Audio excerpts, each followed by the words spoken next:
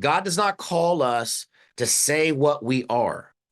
God calls us to speak to our destiny, calling things that are not as though they were, like Abraham. He called things that are not as though they were. Are you foolish enough? Am I foolish enough to say things about myself when it doesn't seem so?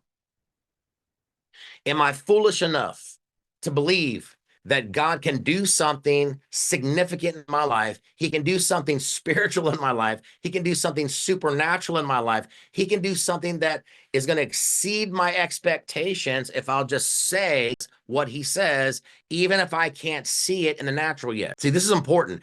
I've got to continue to say what God says about me, what he says about my future, no matter what I see in the natural. We're not called to focus, fixate, meditate on the natural alone. Yes, it does play a role in our life, but we serve a God that operates at a higher level.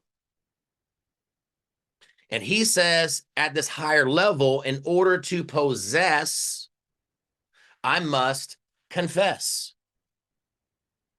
In order to possess what he has for me, I must confess what he has for me. So let the weak say I'm strong. God has strength for me.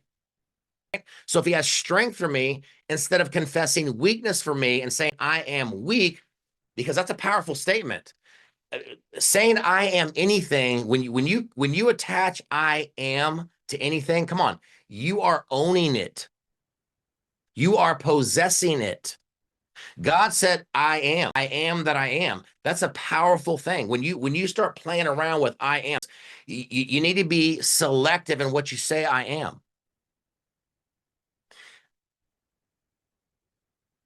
Instead of saying I am fearful, it's better to say I feel fearful.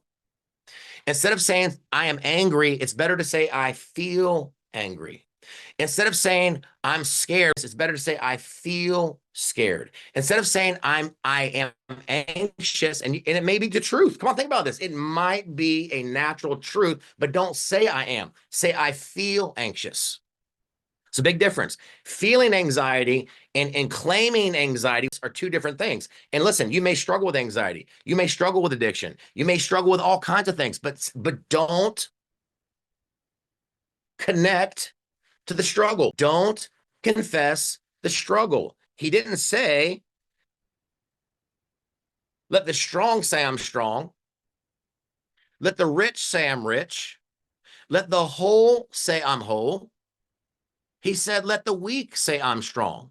Let the poor say I'm rich. So in order for me to possess what God has for me, I must confess what God says he has for me.